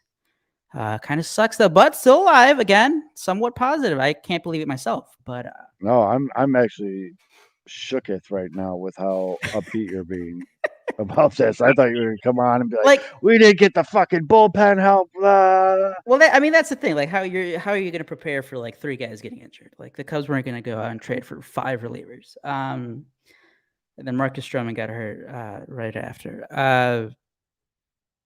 I mean, I don't know. That's the thing. If this Atlanta series, if they would have gone to Atlanta and just gone their fucking doors blown off, I think I would have been more mad. But I mean, they're fighting. It's just they're right at the line, but they're just not good enough. They just don't have the bullpen is fucking. The bullpen's been dead for 3 weeks, so none of this should be a surprise. It just sucks. I said it earlier. I tweeted it out right in the 7th inning when Jameson Taillon that leadoff walk. It was over. That he had to shut them down from 92.5%. Or who was it? Who was? I mean, yeah. That's a tough scene right there. Oh, I mean, that's not nothing. Yesterday, on Tuesday, they were winning yeah. 6-0. Yeah, we talked about that. We showed the clip a couple times. It's just and like the funny thing about that is just like again, like bunting to get one run against the best offensive team ever. You got to get that one run. I did. I'm just as surprised as you are. I'm just as surprised as you are. We still have I mean, we still have 4 more games left. 3 in Milwaukee. Milwaukee's gonna be playing for nothing. If the Cubs lose those games, we might see alive on Sunday. That doesn't matter when it's a rivalry. Milwaukee's looking to fucking bury you. Well, I hope they do. Remember what the Bears did against the Packers back that garbage season when I think the Bears won the division at 8-8 or whatever. Yep. And then they could have eliminated in that last game. Lovey sat the starters. Packers won. They got in. They faced the Bears, and then they beat the Bears. Yep. I'm hoping that kind of happens this weekend. We're like the Brewers. You have thought of this. No, that just came to mind.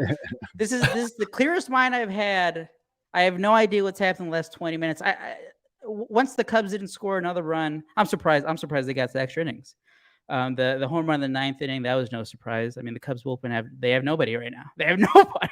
Like it could be you or me could be up next. So it just sucks. That's the only feeling I could say. Yeah, loosen up because we might need you tomorrow. I got a couple in me. There are no good options right now. They're just not like pitchers have to be perfect right now, and if they're not, you got to go to the bullpen, and there's just no one you're trusting the bullpen right now. I don't think I've made this motion with my arm in a long time. There is you're out. You're gonna throw one, and then you have to. There is a couple things popping and moving when I do that. Holy cow! I don't think I should keep doing that. My wife got me this black Cubs hat. Just I was gonna say that's kind of a dope Cubs hat, though. I like that hat. It is dope. I do.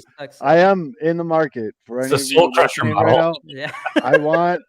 I'm looking for a black Dodgers hat where the LA's in white. Now, keep in mind, there's a curveball in here. I have a fucking massive head. Remember Mr. Balloonhead told that story a little bit ago? So I need a flex fit. It can't be like a regular 59.50 or whatever. It has to be a 39.30. So, yeah, Cinnamon Toast Crunch. Oh, fuck.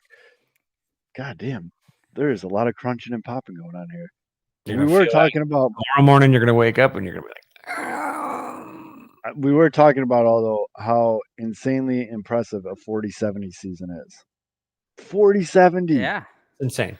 There's been so many crazy seasons this year. I mean, like Francisco Lindor tonight. I think he just got 30-30. Who cares? Like no one cares. Which is wild. Freddie Freeman was like the first baseman to go 20-20-20 or whatever. And hit like 340 stolen bases. Yeah, Freddie Freeman steals bases. Oh, I don't. That doesn't feel right to me. Yeah. I mean, get the fuck out. Freddie Freeman steals. I think. Yeah. He's sneaky. He's sneaky. I'm checking your work. Check it. I don't know. My brain's not all there. Kevin? I mean, you've been the most positive of the past month. He was all about Wusa and all this shit before. Yeah, it's not good. I mean, it's not good to lose. I mean, they're playing. We knew this was a team that's legitimately like cheat code. So, you didn't have, if you can steal them, and I think that's what hurts the worst is that if the Cubs got their ass beat, you're not thinking about how these were winnable games and how many games this year have the Cubs not been able to finish early in the season, mid-season. All these, it's happened. I mean, there's a lot that goes into this, and you look at this as one of those. The expected win-loss record. This is one of those that go in the expected win-loss record in the W column, but it's not a win. It didn't happen. They should have closed the deal, but they didn't. And it kind of sucks because it's a lack of, they just don't have the options.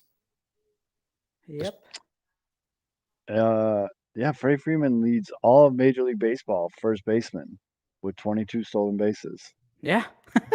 And again, he's the first MLB first baseman in history to go 20-20-20, and then 27 home runs, 27 stolen bases. Oh, and then I think he leads the league in doubles. I think he's got 58 doubles. He's hitting 332. Holy fucking have a year, Freddie.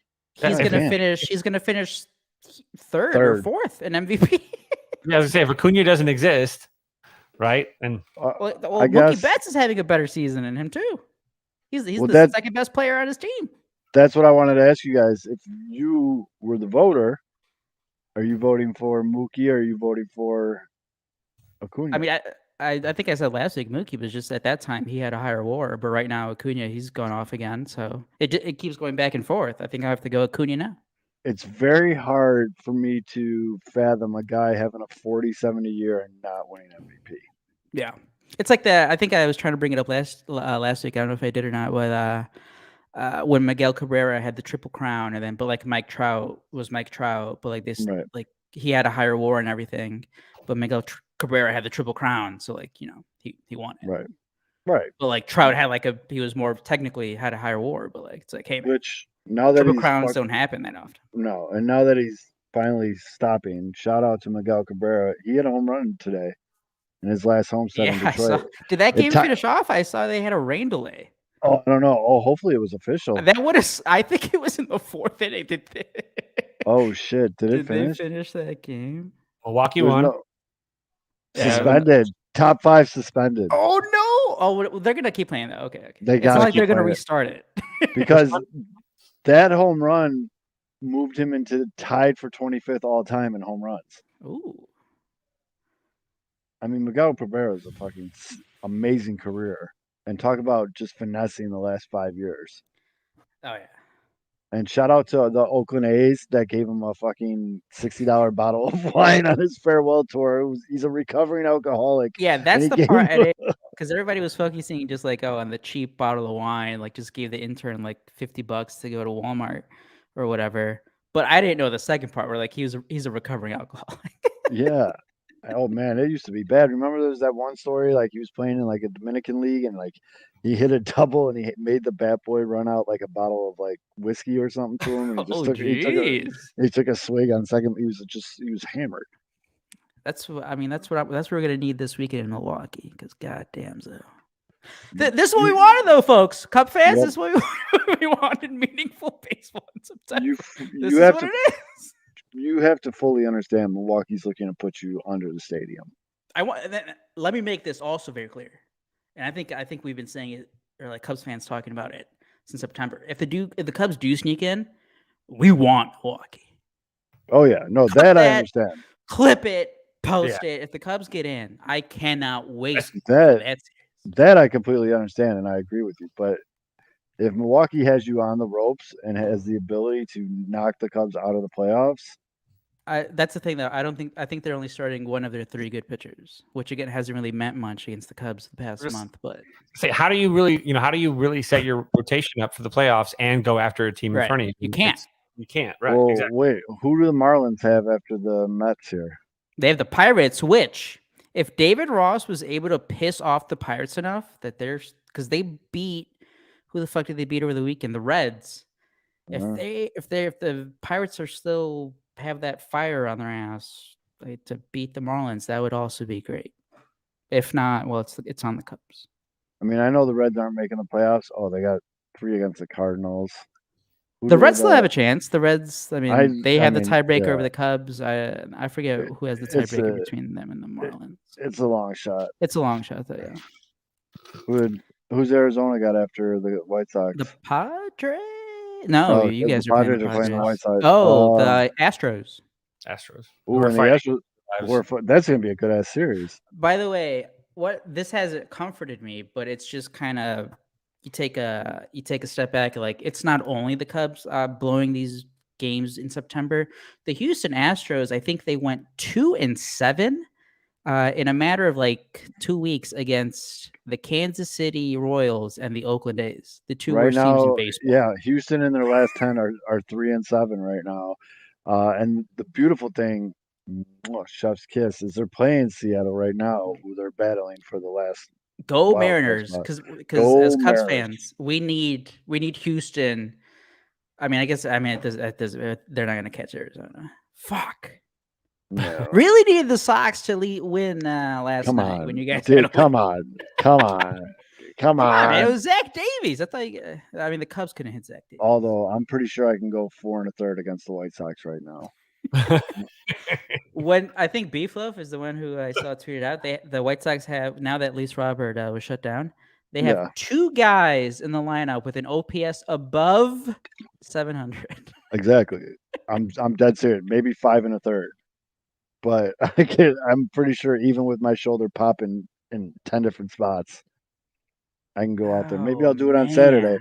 Maybe I'll get a little looped up at the Bums tailgate and just tell the Get some tell San get some Diego innings like, in against Machado and the boys. just tell San Diego like, rest your boys. I got it. Give me 5. I'll give you 5 right now. Oh my There you God, go. it's popping so loud. You haven't moved that rotator cuff in years. No. Oil can. Yeah. I got it. Give me half a bottle of Tito's, full pack of Miguel Parliament Cabrera Lights. over here. Yeah, I'll go out there. I'll give you 5. I'll probably kill a couple. Oh, by the way, over on strikeouts at 3. I was Get you so 3. ready to write an article today when I saw Ken Rosenthal. He wrote a column talking about the 10 managers, like most likely to change, or like guys who might be on the hot seat, whatever, or 10 teams who might make a manager change. I don't know if you guys Yeah. have talked about this at all, but No, we were talking about breakfast foods, although. So Oh. keep going. I immediately, went to the article. Immediately, Command F, search for Ross. Not hoping, but just like because for me it was like an automatic. He's going to be in this Right. article. No, Nowhere, not even in the comments. So, I mean, Ken Rosenthal, national guy, not as plugged into the Cubs as some other big national reporters, but still, I was surprised that David Ross wasn't even There's no way. mentioned, man. there's So no it way. seems like he's safe. He's coming back no matter what. If the fucking come on, if the Cubs don't make the playoffs, there's no way they bring Ross back, right? They will Well, bring him back.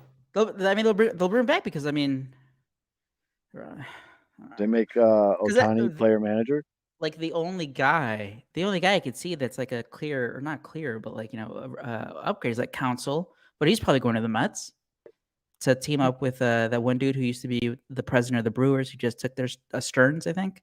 Yep. I don't know. Maybe the Padres fire their manager. But like they're also coming off a historically disappointing season. So do you want that guy as the manager?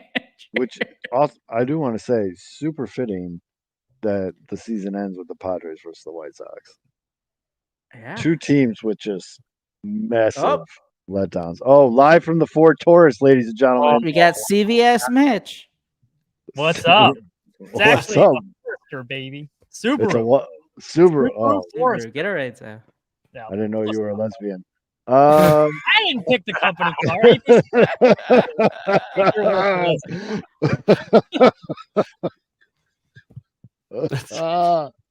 But it is fitting that the White Sox played the Padres for the last 3 games of this fucking horrible season. Both teams with massive letdown years.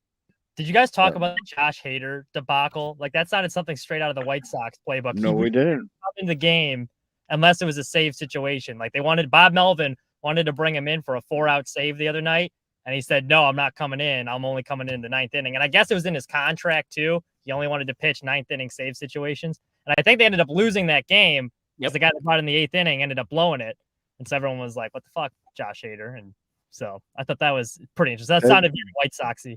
That sounds very Josh Hadery, isn't? Oh, yeah. He's a well-known racist asshole. So that's So are Brewer. He only wants to put up 3 Ks. That's right. That's the only reason. That's right. I still got it, boys. I still got it. Very disappointing, Mitch. We thought we were gonna get angry Aldo after the Cubs lost, but Aldo and Fids are both just like woosah as shit. I know I that's feel the like thing. that say a drop. Like he just kind of got to. That was reality set in. It can't get much worse than that. I was going to bring up the obviously the big comparison is Brett Brown, but Cubs made the playoffs after that, so hopefully history repeats itself. I honestly do not know. This was Mama Kristoff's Christmas gift a couple years ago, so just poorly timed. But I don't know what type of time. Would have been way funnier if you were like, no, it's a clip on. But Come Are on. you sure? I'm a big J journalist. Can't be wearing clip-ons. Is that a Windsor knot? No, it's a clip on. I think the Marlins just made it. Yep, Marlins won Yeah. 4-2. So the Cubs and the Marlins Marlins are tied now. But Marlins the- are ahead. Yep. The Marlins have the tiebreaker. Yeah. There you go, folks. No, the Cubs are in pretty bad shape. Let's not get this smile confused with positivity here. The Cubs are screwed. I don't think they're screwed. I think they get in. I think they get in. Well, they're screwed, but like they're just in a worse spot than the other teams. I Yeah. think it really is unfortunate for the Cubs, that they have to play the last 3 games against Milwaukee. And I know Milwaukee clinched. I know Milwaukee's not throwing out their best pitch. We've talked about this already, Mitch, but it's like they have the opportunity to put their biggest rival on the golf course, or like in Cancun instead of in the playoffs. They're going to try to bury you. I don't know, motivation man. there. I just don't see them. I mean, I don't know if it's a mistake Where or are the not. Brewers going to start? I mean, again, it doesn't really fucking matter. The Cubs offense right now. I mean, this Let's is the see. thing. Let's see what the Yeah, Brewers it's got lined up. I know Freddie Peralta's pitching one of those games. They're Is probably the Um, offense really a problem? though? Did 3, they 4, blow 5, it? maybe. The offense, well, I mean, that's the thing. I know we're all talking about how great the Atlanta Braves offense is, but their pitchers are nobodies right now, and the Cubs just cannot add on. Spencer Where Strider are the out there Brewers? saying today he'd rather. I'm just filibustering for you while you look that up. Yeah, Spencer Strider was saying that he preferred 2020 when there's no fans in the stands. yeah. Hot Oh. take. Like I don't like fans. It looks like it's TBD on Friday and TBD on Sunday. All TBDs currently. Yeah, they're not. I don't. There's no way. Might be me. Well, actually, I hope. Well, Zoe, you have been warming up right now. Give him the old Yeah. Vaseline ball. Yep. That I'd be cheating because like I a think motherfucker. the wild so the Marlin or the Brewers are locked into playing the third wild card spot. I think that series would start like midweek next week. So I think they could Yes. if they wanted to start one of their guys that could be on normal rest. I don't know, boys. You Kinda probably get just the sucks. best in game 1 of the series. I bet you get their Just best, and then games 2 and 3, I think you get their Johnny You Holstaff. missed it, though. I was angry when they got swept by the Diamondbacks. I That can imagine. weekend, I was livid. I mean, that was really the beginning of the downfall. Yeah. Yeah. It was. So the only other guys with 70 steal seasons, Jose Reyes had 78 in 2007 or 2007. Jacoby Ellsbury had 70 in 09, and Scotty Pasetnik had 70 in 04. That's insane. Okay. And now you got Ronald Acuna Jr. None of those guys sniffed 40 homers, but Tell me Scotty Pods wasn't close. Known It's power hitter. known power hitter, known clutch Power threat. power No hitter, clutch power hitter. clutch power hitter. Yeah. And Mitch, before you go from the Subaru, you got to do a NASCAR minute, bud. All right. I still got some time. I got about 15. All right. All right, you let us know, but we can't. People don't want to hear a reenactment of Cars for like the 4th time, so you got to do your NASCAR minute. All right. I'll give you a 5-minute warning before I have to head Oh, back. I, I'll give it. Yeah, Dog was yelling at me last week in the comments. I was like, "Oh, and this guy Lightning McQueen." I did the whole ending of Cars 1, and fucking Dog's like, "Fuck you! This is serious." I'm like, Jesus Christ, man. Good for you, dog. They So what, texted you and called you at 3 a.m. Yeah, what else did we miss out on, well, guys? Were you guys from breakfast? What about breakfast? we were talking how I don't like chicken and waffles because I don't think chicken's a breakfast food. And he gets. I agree. Just gets Yeah, gravy and and roll out of the diner. hash. And hash. how I'm gonna try very hard to go to the tailgate on Saturday with the Sports Bums. Okay. Oh, yeah, Okay. Talk about You haven't Smash and been Beats. to a Sports Bums tailgate. You're Yep. not doing it right. We talked about how I like the energy coming off of the new White Sox assistant GM. Finally got to see him speak with the press today, and he was talking about how it was a good feeling to watch his new team play his old team, but see all these guys that he worked with since they were 16, 17, 18 years old on his old team now in their major league form. And he felt good, like a proud papa. And I'm like, fuck yeah, dude, now do that for the White Sox. But Kind of wish he hadn't done such a good job. he a lot of energy coming off him, big smile while he talks. Kind of just got a good vibe off him. Opposite, Former MLB guy too, I think. He's a former player. Yep. get the opposite feeling every time Chris Getz talks. Every time Chris Getz talks, I want to put my fist directly in the middle of his face. Chris It's Getz so reminds me of funny. Gordon Beckham. Impression for him. Like I'm trying to come up with a Chris Getz impression and I can't. It's just I very. just- something about him, man. I just really want to bury this in the middle of his face hole. I really actually. want Knuckles to. I'm trying very hard to give him the benefit of the doubt. Like we've gone over, we don't think it was a good hire by him. But I think his first significant move, I guess, as the general manager, I thought he brought in some, like, looking at the resumes, some pretty qualified candidates. So fingers crossed. I'm optimistic, but like you said, it's like weird because every time you hear him talk, it's like it takes away any confidence you have. You want like reassurance, and you don't get any of it listening to him. It's all like up in the air. It's I'm not going to not like his work until he gives me a reason to not like his work. But as a person right now, I want to headbutt him into hell. To be fair to Chris Getz, I thought Pedro Grifol won his opening press conference, and look where that got us. I thought he was very good. We're gonna kick your ass. Hey, you're saying all the things you want to hear. You ain't kicking nobody's ass, boy. Sit the fuck down with your 100-loss ass. Did you guys, But you guys talk about TA? no, we did not talk about it. Non-committal, Chris I non-committal. tuned in. Shout out to the 108 Beef Loaf. I saw his video breakdown talking about Tim Anderson's option and whether the Sox should pick it up or not. And I agreed. He pretty much streamlined my incoherent thoughts that I've had for the past couple of months on Tim Anderson. What was the result? His result was Tim Anderson is a really shitty shortstop. Other teams probably don't think of him as a shortstop anymore. The White Sox should just give him the $1 million and be like, thanks for the memories. Goodbye. Thanks for the free I fish. agree with Beeflo. So what do you think? I'm not arguing, but what do you think other teams see him as? A second baseman? Second base. that's why- He is the worst defensive shortstop by a lot. Like a wide mark. Like there's bad, and then there's Tim Anderson. I would. I'm in the middle of a public parking lot right now, so I'd rather not. About everyone else. So what he's trying to say is $100. Oh, by the way, we got some big money tonight, boys. Okay. 2, 4, 6. We got 8 doll hairs. Who do we Let's have? double that, and we'll get Mitch's NASCAR minute. Well, it's basically because I told everyone I'm poor, but Okay. I want to answer your question though. What other teams see in Tim Anderson? You're seeing a guy that's won a batting championship and that's hit 300 3 of the last 4 years. That's what I'm saying. I'm not paying him for his defense. I'm paying him to be the top of the lineup.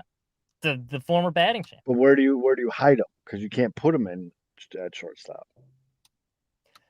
I think you could manage another year. They won a division with him at shortstop. That's not the That same was- guy. By You 2024, that's 3 years ago, man. That's not the same guy, man. He's gonna be 31. Like I know, I just turned Whoa. 32, but boys, we're over the hill. Easy. I got 5 1/3 left in here. All right, calm down. I'm telling you, Zoe, save up. We're gonna need you in Milwaukee. You have him for another year, and then you get Colson or whoever else to take. I his think they want Colson up sooner rather than later. The Yeah, only that's fine. problem, You think he's going to be ready within a year? He's going to need another year to develop. Yeah, he's gonna. I be don't even another- think it's a Colson problem or a debate on Colson. I think the big issue is, I mean, they knocked down the payroll from 2022 to 2023 because of the disappointment.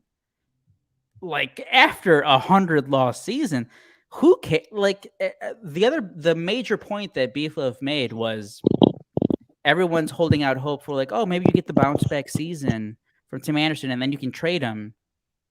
You just don't get anything good from like 30, 31-year-old guys who are declining. Like those bounce back seasons don't happen. His second half numbers, though, give you reason to believe that he can be previous Tim Anderson that he was. Like the second half numbers have looked a lot more like Tim. It's just the first half was so bad, and there is the no power that everyone's hung up on. But I feel like for one more year, I would still pick. That's the thing, though. 14 million in a season where you're not going to compete. Well, they don't know if they're going to compete yet. Like I think we're all smart. They're not committing to like whether they want to try and contend or not. My biggest thing. All right, later, Fitz. right. Yep, later, bud. I'm still hanging in, Kevin. Hang in there. Hang in there. Still hanging in. I'm on Next the week, edge. I'm still We'll hanging have a happy podcast of celebration and talking about playoff matchups. It's all in. good. Still hanging in. Still hanging in. Fiance's arriving at the airport early, 30 minutes. I gotta go. Ask her who's winning the Super Bowl. Taylor Still Swift. One of the Swift, all-time. the talk of the town Well, down here. I was interviewing Jerome Bettis, the bus earlier. He was even talking about Taylor Swift and Kelsey Dayton. If Bill Belichick's commenting on it. I mean, that's Well, he said Bill that's Kelsey's Belichick was best going through a catch. breakup this summer. He was blasting Taylor Swift all summer long. Oh Sure. yeah, he was. Yeah, he's a big T Swift fan. It was funny though. I was in the stadium for that game, and like everyone around the same time like seemed to find out on Twitter, because then all of a sudden like everyone was like looking over like the suite. There's a bunch of people in that section like turning around, trying to like get it, like look at. Get their It's selfie. funny to watch. Yeah, I think I'm sold on that train of thought though. I mean, I was always of the mindset that 14 mil for a shortstop that can hit 280, 300 is pretty cheap these days, but that defense, man. Who are you replacing him with though? I'm not rushing up Colson Montgomery. Well, like that's the thing. Like It's if not they're that not hard gonna to compete, replace. who cares? Like it Yeah. doesn't really. Okay, if we're going down that road, but they haven't committed to going down that road. And also, you only have like Luis Sadly, do you Robert- know who the number one answer is? Because we went through the shortstop list. Remember the middle infield free agents? Yep. The best possible option is looking like Elvis Andrews. Well, and that's so like that's the thing, especially, and I'm also of the mind like you only got Luis Robert in his prime for so many years. So I don't want this like a Mike Trout situation where we're just wasting away his prime. True. I hope they go out and try and contend sooner rather than later. Mostly from a selfish standpoint, I don't want to sit through another rebuild. But I mean, I think now pitching it, yeah, oh boy, there's so many holes though. I don't think it's real. I'm talking myself out here. I'm trying to Wow. like that's the problem. so There's just many so many holes. holes. Like Basically, you have center field done. I still think Tim gives you a better chance of winning, minus the down year, than most of the other shortstops available. And I'm not ready to call up Colson. I think a healthy Moncada would be sufficient. I don't think he's ever going to be a superstar. Andrew Vaughn's taken some strides. That's a serviceable first baseman. They're going to sign Salvador Perez. That's a former I All-Star. just read your titles out. Sox been dead.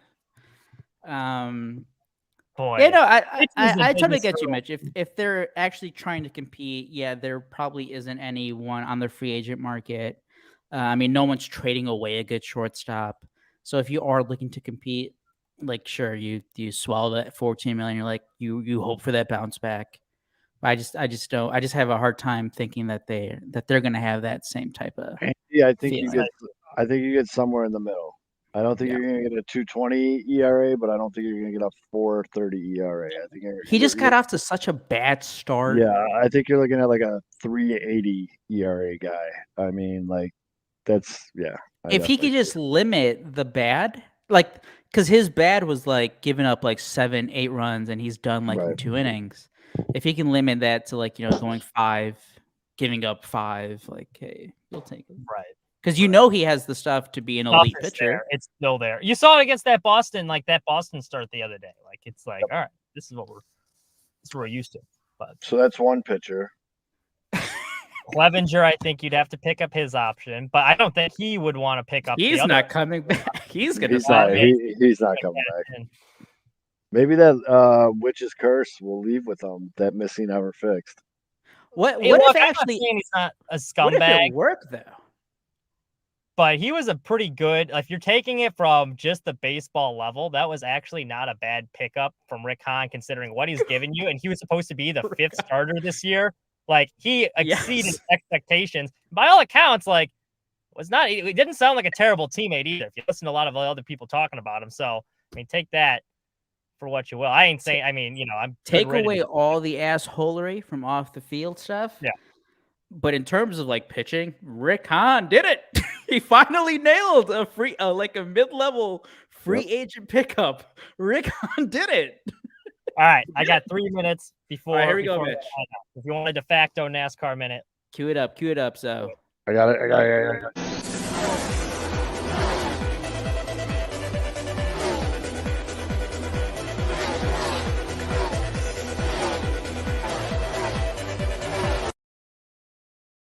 The playoffs continue. It was the first race in round 2. First round, Hall of Famers got eliminated. Joey Logano knocked out in the first round in a shock. The former champion, he's out. Kevin Harvick, the closer in his final season, he got knocked out along with Ricky Stenhouse Jr. And who else was the other scrub that got knocked out? It doesn't matter. We're on to Texas. Everything's bigger in Texas, including the races. Bubba Wallace, he was in the lead, leading the most laps of the race, but people don't like him because he's black, and NASCAR fans down in Texas aren't very open and affirming to drivers that aren't white. But Bubba, he said, fuck you guys, I'm kicking everyone's ass. He won the pole. He's out front. He's leading laps. He had to go back a little bit for pit strategy, but he starts working his way back up to the front again. Now, late in the race, this is where things start to get interesting. Bubba, there's a restart because a couple crashes. Texas is kind of a tough track the way turn 1 and 2 kind of file up. So Bubba, he takes the outside lane. They got Kyle Larson on the inside lane. Bubba Wallace, he gets a great jump off the outside. Kyle Larson, he's pinned down to his inside. They're heading into turn 1.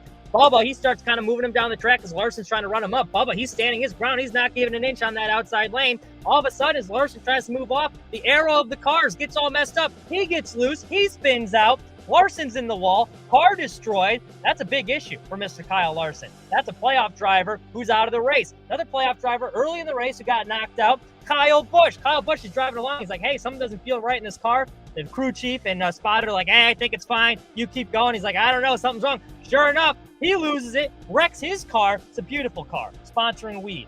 What's not to like? Destroyed by Kyle Busch. Now back to Bubba Wallace. He's still in the lead late. Jace Briscoe, who has been awful all season, he finds his way in the front somehow. He now takes the inside. He gets a better jump than Bubbles. Bubba trying to hang tough on the outside.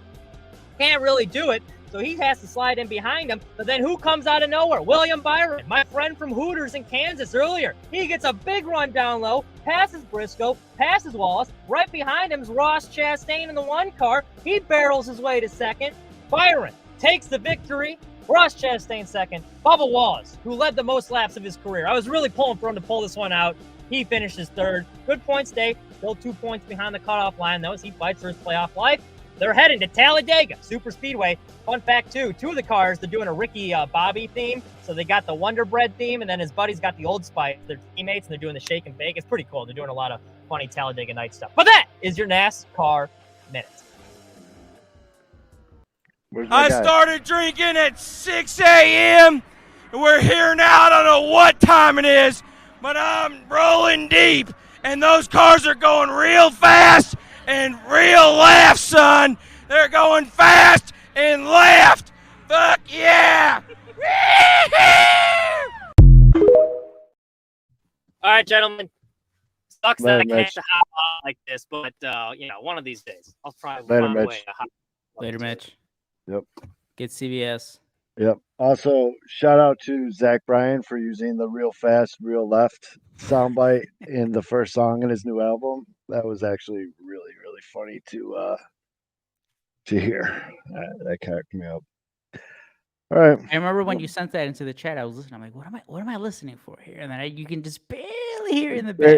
Yeah, you can just hear it. They're going real fast and real left, son. And he's got the guitar doing a yeah. Good shit. That's a really good album, by the way, for those of you looking for something new to listen Was to. this a rest of publicity stunt? Just trying to, hey, I'm a bad boy. I don't know, but there's already a bunch of kids selling his shirts on TikTok with his mugshot. It's not even a good mugshot. And But- yes, I mean, and the videos afterward were bad luck for everyone involved. Yeah. Dude, TikTok's gotten weird now, man. Everyone's selling something now. I saw a random tweet that TikTok Shop has ruined Yeah. TikTok. Is that what it's called? Dude, literally every video now is like someone selling some shit. I don't know. Interesting. Bad. It's weird. Not good. I mean, that's kind of what ruined Instagram too. Where they kind of just, hey, Yeah, buy it's also stuff on Instagram. like people are doing videos, and then there's the link on the bottom of the screen that's like, buy this Yeah. shitty sweatshirt for $18, which I did. I got one coming. And speaking of that, subscribe, donate if you guys want. Yep. Tuning in. Yeah, super chats. So I don't know. You got anything else? Apologies in advance to my wife. We're supposed to have a relaxing weekend out in California this weekend. Going to see out some of her family. I'm going to be on my phone most of the time, watching, keeping up with the Cubs game. So apologies in advance. Got to my anything you want to say? What do you think? Yeah. You Wait, said so go give me a winner. Give me a winner for Thursday night. So who's playing? Lions, Packers. People that don't watch. That's who wins. Thursday Night Football sucks, but It does. It does. unders are notorious on Thursday night. What we got for a spread? I think Lions -1, -1.5. Oh, yeah. Lions -1.5 for the over-under of 46. They're on to me. I've been pounding Thursday night unders. 46 is kind of low. I don't Packers, know. I think they have Jones and Watson back. Yeah, I need Jones back for fantasy purposes. I think David Montgomery's playing too. There you go. Let me see. Let me look at some props real quick. I'm telling you, man, you got to do it. But the thing with prop bets is you got to do a lot of them, I've found. Yes. Well, no. When I sent you that message the other day, I just did the asshole thing of just putting them in in a parlay. You can't do that. Can't do that. Can't do that. You can't do that. No, you can't. Uh, They lose. I don't know. I'm gonna have to look. No pressure. Actually, tease. Look for it. Well, this is putting pressure on you to put it out. So I was gonna say, go on X Southside Zone. I'm feeling. I feel like the Lions are gonna win. Ooh. And if the spread's only 1.5, I'll probably take that. But tomorrow afternoon, I will look at some prop bets. After the lab. I will. I'll tweet them out tomorrow. Wait, hold on. So let me ask you last thought here. So like Cubs, in or out? I don't. It does not look good, buddy. I just want to read this. This is gonna be my last thought here. ESPN Stats and Info tweeted after Wednesday night's game. The Cubs have now lost 5 games this month after holding a lead in the 8th inning or later. That is tied for their most such losses in any single month over the last 50 seasons. Tied with June 91, year I was born, and September 92. Right after I turned 1. Beautiful. Yeesh. Go Cubs. Fucking Astros are beating up on the Mariners. Actually, that one doesn't matter. Well, if you're rooting for the Mariners, it matters. Yeah, I am. Because I just. That's true. It'd be You dope. still got the Orioles, though. You got your Orioles. I know, but it'd be dope not to see the Astros. It would be. The Mariners are in a similar spot as the Cubs, where they kind of looked out. Then they got hot in July and August. And now they're But the Astros are the epitome of that team that if they make it to the dance, they got a good shot. Justin Verlander, man. I know they cheated, and I'm pretty sure it was pitching too. But goddamn, they turned that guy. They kind of saved his career. It could have been over. Guy was aging, looking kind of done in Detroit, and then you figure Max Scherzer is gonna be pitching for. Is he pitching for Texas in the playoffs or? I saw one of their beat reporters tweet out a couple of days ago how the mound is close. That's all Scherzer said in a quote to the reporter. What a dickhead. He's a psychopath, yeah, for sure. Yeah. That's all I really got, bud. No, that's it. I mean, by the next week, we'll be like in the middle of the wild card series, I think. This was a tough show because There was not a lot to talk about, but I made it 2 hours. Well, yeah, we'll do some predictions next week. Playoff predictions. Next week is playoff predictions, as well as we are going to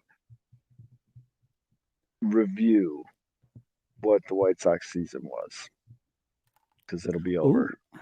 Well, we have to bookmark those preseason projections. Oof, that's not going to be pretty, but yeah, we got to do it. Got to be fair. I know one team who beat the projections. I think I got one thing right. I think Corbin Carroll, National League Rookie of the Year, is the only thing I got right. I don't know though. We'll have to look. We'll have to do. Gunnar Henderson still has a chance, right, for AL? For AL, yeah. Actually, a lot of people think he's going to win it. There you go. Okay. I mean, it was the safe pick, but. Yep. All right, folks. Be good to each other. Hopefully, I'll see some of you on Saturday. And we'll talk to you guys next week.